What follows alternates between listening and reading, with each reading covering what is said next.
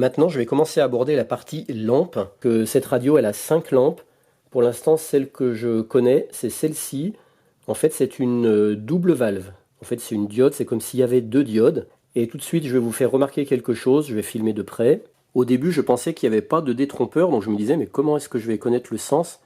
Mais en fait, si on regarde de près, on voit qu'il y a des broches qui sont plus grosses que d'autres. Donc du coup, on ne peut pas se tromper en branchant ces lampes sur le châssis. Là, on voit que les 2 broches du haut sont plus grandes, plus épaisses, plus grosses que les broches du bas. Et ça fait comme ça pour toutes les lampes de cette radio. Là, on voit que les 2 grosses, elles sont en haut, et les 4 en bas sont plus petites. Alors pour l'instant, pour ne pas me tromper, j'ai positionné mes lampes dans l'ordre où elles sont sur le châssis de la radio, de gauche à droite. Et ça, la première, c'est celle qui fait l'office de redressement. En fait, c'est une valve ou une diode, et elle contient 2 valves, 2 diodes dans la même lampe. Par contre, elle n'a que 4 broches. Donc là, je vais vous expliquer tout de suite quelque chose, sachant que je ne vais pas approfondir les lampes maintenant. Je ferai peut-être plus tard des tutos sur les lampes à vide, parce que c'est assez complexe. Donc là, je vais juste vous donner quelques infos déjà sur cette première lampe. Cette lampe-ci, on voit qu'elle vient ici, parce qu'il y a 4 trous, et on voit que là, les 2 trous là sont plus gros que les 2 là. Donc, eh bien, on vient la brancher comme ça. Alors, concernant cette lampe, ce que je peux vous dire, c'est que, comme j'ai dit tout à l'heure, c'est une bivalve, donc elle va contenir l'équivalent de 2 diodes ou 2 valves, sachant qu'elle n'a que 4 broches, donc vous allez voir pourquoi après. La première particularité de cette lampe, contrairement à l'autre radio que j'avais déjà restaurée, c'est que ce sont des lampes qui ont des cathodes autochauffantes. Donc ça veut dire qu'il n'y a pas un filament plus la cathode, c'est la cathode qui va chauffer. Donc c'est pour ça qu'il y a moins de broches. Donc dans ce cas-là, on parle de lampe autochauffante. C'est donc le filament qui va faire office de cathode. Le filament devra être alimenté en 5 volts, contrairement aux autres lampes de l'autre radio qui avaient des tensions bien plus élevées. Là, le filament il s'alimentera en 5 volts. Par contre, il aura besoin de 2 ampères. Donc c'est énorme comme courant de chauffe. Et maintenant, la première chose que je dois faire, c'est tester cette lampe pour savoir si elle est encore en fonctionnement. La première chose que je peux faire, c'est tester la résistance ohmique au niveau des broches qui concernent la cathode ou le filament. Il se trouve que ce sont les 2 grosses broches qui feront les broches de la cathode ou du filament, puisque c'est la même chose. Donc là, je peux venir brancher un ohmmètre pour tester la résistance ohmique, déjà vérifier qu'il y a bien continuité, que le filament ou la cathode n'est pas coupé, et puis connaître la valeur de résistance.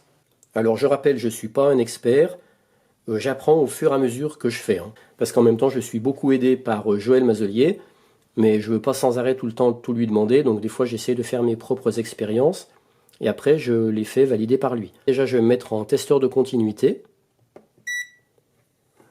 voilà, pour vérifier. Je vais vérifier que déjà le filament n'est pas coupé. Donc je me mets sur les 2 grosses broches. C'est bon, j'ai continuité. Maintenant, alors je ne sais pas si c'est représentatif, mais je vais quand même tester la résistance ohmique de ce filament. Je suis désolé, je ne suis pas pile au-dessus, donc vous ne verrez pas très bien. J'ai moins de 1 ohm, donc c'est très faible. Donc typiquement, là quand j'avais ça, je me disais, est-ce que c'est normal, pas normal? Est-ce que ça fait pas presque comme un court-circuit? Mais en fait, on va voir que non, parce qu'après, on va faire une autre expérience et vous allez voir que la lampe a l'air de bien marcher. Alors si vous vous rappelez, je vous ai dit que cette lampe, elle était donnée au niveau du filament cathode pour une tension de 5 volts, un courant de 2 ampères. Donc avec la formule U égale RI, on devrait trouver une résistance ohmique de 5 divisé par 2 égale 2,5 ohms. Et là, je trouve moins de 1 ohm. Mais maintenant, je me rappelle que j'ai appris dans la restauration de l'autre radio que les lampes à filament, elles offrent toujours une résistance beaucoup plus faible quand elles sont à froid, et leur résistance augmente quand elles chauffent. Donc c'est sans doute pour ça que je trouve une résistance ohmique très faible, inférieure à 1, parce que là, pour l'instant, elle est à froid. Et quand elle va chauffer, sa résistance va augmenter. Là, je vais vous expliquer de façon très très simplifiée le principe des lampes autochauffantes. Quand je dis très simplifié, parce que là, je vais raisonner tout en courant continu, alors que dans mon cas, cette lampe, elle va tourner en courant alternatif, mais le principe est le même. Donc, une lampe autochauffante, ça veut dire qu'en fait, c'est la cathode qui va directement chauffer, parce que sur les autres lampes à vide, où il y a anode, cathode et filament, il y a tout simplement un filament qui vient chauffer la cathode. Ben là, c'est la cathode qui va chauffer directement. Et comment? Ben grâce à ce système-là. Donc là, on retrouve l'anode. Ici, la cathode autochauffante qui sert de filament. On va appliquer une tension, dans notre cas, pour ce type de lampe, de 5 volts avec un courant de 2 ampères. Donc ça sera une première alimentation qui va chauffer la cathode.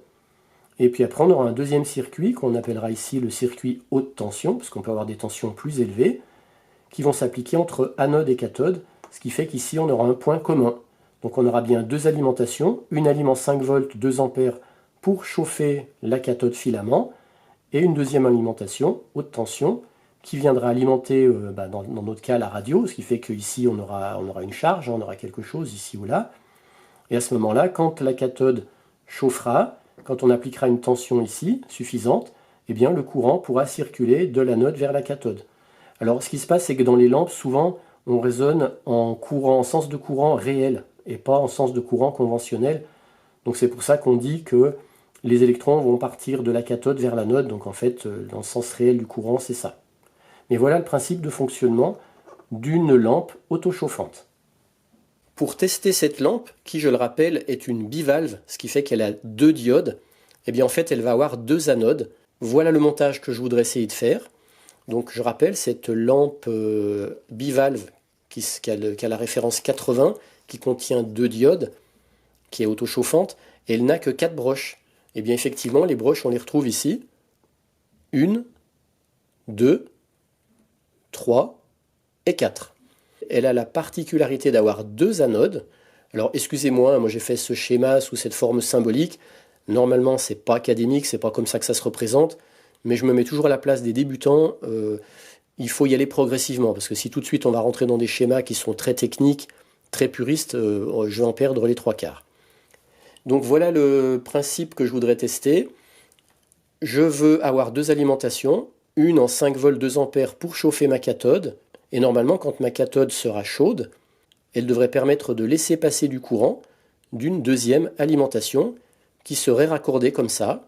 Donc je vais mettre une LED en série avec une résistance, qui sera reliée manuellement tantôt à une anode, tantôt à l'autre. Et normalement, quand je chauffe ma cathode, quand je la soumets à une tension de 5 volts 2 ampères, normalement, ma LED doit s'allumer, parce que le courant ici, en sens conventionnel, il va faire comme ça, il va chauffer la cathode, et là, en sens conventionnel, le courant pourra passer de anode à cathode, donc il fera comme ça. Si c'est cette anode-là qui est reliée, il fera ça, hop, il reviendra là. Et si après manuellement je branche celle-ci, il fera comme ça, comme ça, comme ça et comme ça. Donc normalement, si ma lampe est bonne, il faut que quand je relie l'anode 1 ici, ma LED là s'allume, quand là j'ai mes 5 volts 2 ampères. Ensuite, quand je viendrai brancher l'anode 2 à la place de l'anode 1, il faut également que la LED s'allume. Et par contre, quand je couperai le courant de chauffe, il faut que ma LED soit éteinte, quelle que soit l'anode qui sera branchée ici. Donc plus de courant de chauffe, LED éteinte, courant de chauffe, LED allumée, soit par l'anode 1, soit par l'anode 2. Donc c'est ce qu'on va faire tout de suite sur une breadboard.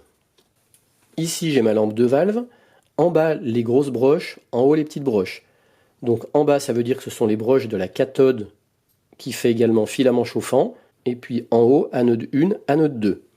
Ici j'ai la breadboard avec une alim 5 volts, avec une résistance, une LED en série, et ici la lime stabilisée que je vais programmer en 2 volts avec un courant max de 2 ampères, puisque la lampe, le filament, la cathode peut pomper jusqu'à 2 ampères. Donc pour l'instant je me suis branché sur une des deux anodes, je ne sais pas quelle est l'anode 1, quelle est l'anode 2, je m'en fous. L'essentiel c'est que je teste successivement les deux anodes. Alors je rappelle le principe, quand je vais envoyer du 5 volts avec un courant max de 2 ampères au niveau de la cathode filament, le filament va chauffer, et ce montage-là qui représente de la haute tension, sachant que là c'est pas de la haute tension, c'est que du 5 volts, eh bien ce montage-là va devenir passant et la LED pourra s'allumer. En clair, la LED va s'allumer dès que le filament, la cathode, sera suffisamment chaud pour laisser passer le courant entre anode et cathode. Je programme la tension, le courant max, 2 ampères. Alors là, je mets sous tension l'équivalent de la haute tension. On voit que ma LED, elle est éteinte. C'est ici qu'il va falloir regarder, la LED. Et là maintenant, je mets la cathode en chauffe. C'est parti. Voilà, on voit la tension qui monte. Et la LED commence à s'allumer. Et voilà. Alors qu'est-ce qu'on remarque? On remarque que j'ai un courant en tension de 5 volts et j'ai un courant de 1,7 ampères quasiment. Maintenant, je vais couper l'alimentation du courant qui chauffe le filament, la cathode, et on va voir que ma LED va s'éteindre, mais pas tout de suite. Voilà, j'ai coupé. Et voilà, la LED est en train de s'éteindre. Parce que le filament cathode se refroidit. Donc le courant anode-cathode ne peut plus passer. Maintenant, on va refaire la même expérience avec l'anode 2, enfin l'autre anode. Donc là, je viens me brancher sur l'autre anode.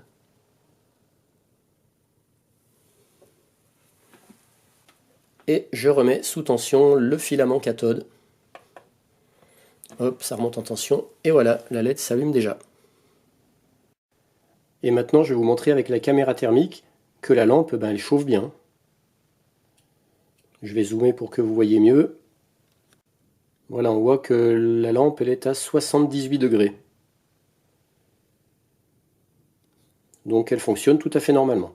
C'est une bonne nouvelle. En mode nuit, on voit très bien la LED bleue allumée, mais on voit également les filaments de la lampe. Et maintenant, je vais couper l'alimentation de la cathode filament. Et on va voir que comme la cathode reste chaude un moment, eh bien, le courant anode-cathode, il va pouvoir continuer de circuler, donc la LED bleue va continuer de rester un petit moment allumée. Attention, je coupe. C'est coupé. On voit que ça met même un peu plus de luminosité dans la LED au moment où je coupe. Et là, au fur et à mesure que la cathode filament se refroidit, eh bien, le courant ne peut plus passer au niveau de la LED. Et la LED va finir par complètement s'éteindre. Donc a priori, cette première lampe bivalve 80, elle est bonne.